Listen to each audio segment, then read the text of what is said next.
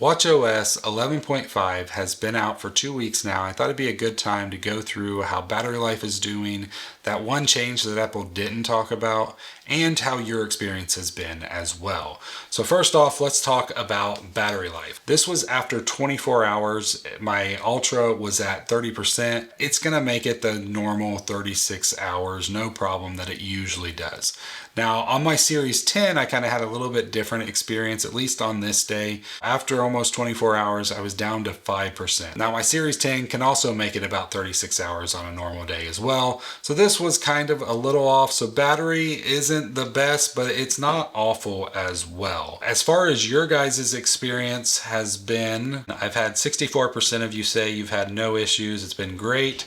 23% said battery could be better, 6% said battery was awful, and 8% of you haven't installed it yet. Now, only having 6% of you say that battery life was awful is a pretty big win in my opinion.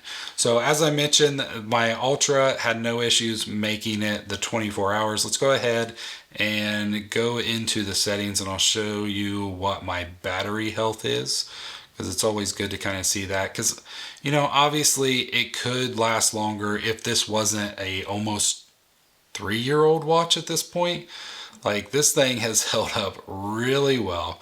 So my battery capacity is at 87%. So in case you don't know what that means, it means that even if I was at 100% charge, I'm really only at 87%. So it's done really well. Like, I've been a big fan of the Apple Watch Ultra as far as battery life and everything goes.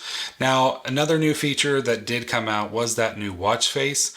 And I just wanted to point out one thing that I didn't really notice originally. So we'll just go ahead and just click on the activity one just to get that going. So when I was making the original video, I mentioned how I didn't understand what the black boxes were, but you guys quickly pointed out that it actually shows the time. So you can see it's a 9 because it's 9 a.m. right now. In that video, there was a couple lines. So I just couldn't tell from the angle that I was looking at the watch that that's what it was. So, you still have this. And if you didn't know, you can. There is an always on mode as well. It always takes a little bit when I'm not actually wearing the watch. So there you have it right there. You just have lines when you're in the always on, and then once it comes active, everything goes to color. You can tap and have an animation there, and then it also has the widget time clock as well right there. But I just wanted to show you that again in case you missed my first video. So what else was new in watchOS 11.5? Well, there was a fix for the phone. So normally when your watch is fully charged, you would get a notification letting you know that your watch is fully charged.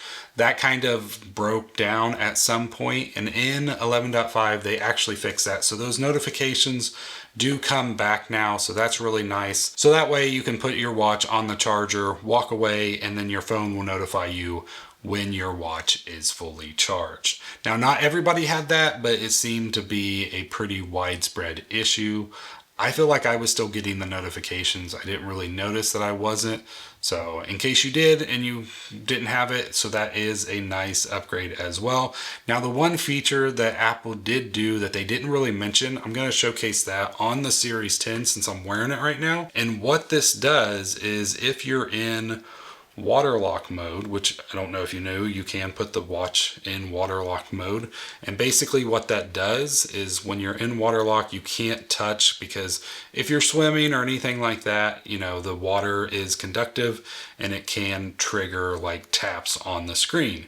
But in the past, when you were in water lock mode with a newer watch, which would be the Series 8 and higher or Ultra 2 and higher, you had the ability to double tap, but it did not work in water lock mode. Well, now it does, or at least it used to. Well, let me just go ahead and do that. Turn it back on. Gotta love when things break down. There we go. So now in water lock mode, you can do the double tap and get access to all your widgets even though you can't touch the screen, you can now interact with things with double tap, which is really nice to have. Another thing that they added to the watch with 11.5 has to do with the Apple TV, but not the physical Apple TV, the Apple TV app on third-party devices. So if you have a smart TV like a Samsung smart TV and you have that Apple TV app on there, if you go to purchase a movie or a TV show, you will now be able to confirm that purchase on the watch itself. So that's really nice. Before, I'm honestly not sure what you had to do because I don't have a smart TV. I just have Apple TVs everywhere, and that's always worked on the watch. But in case you didn't, now you have that ability to approve it directly on the watch from the smart TV app, which it makes it so much easier to purchase anything or rent however you want to do it. And that's just a nice addition. Now, they also had a lot of security updates in this build as well, 21 to be exact. So we're going to take a quick look at those.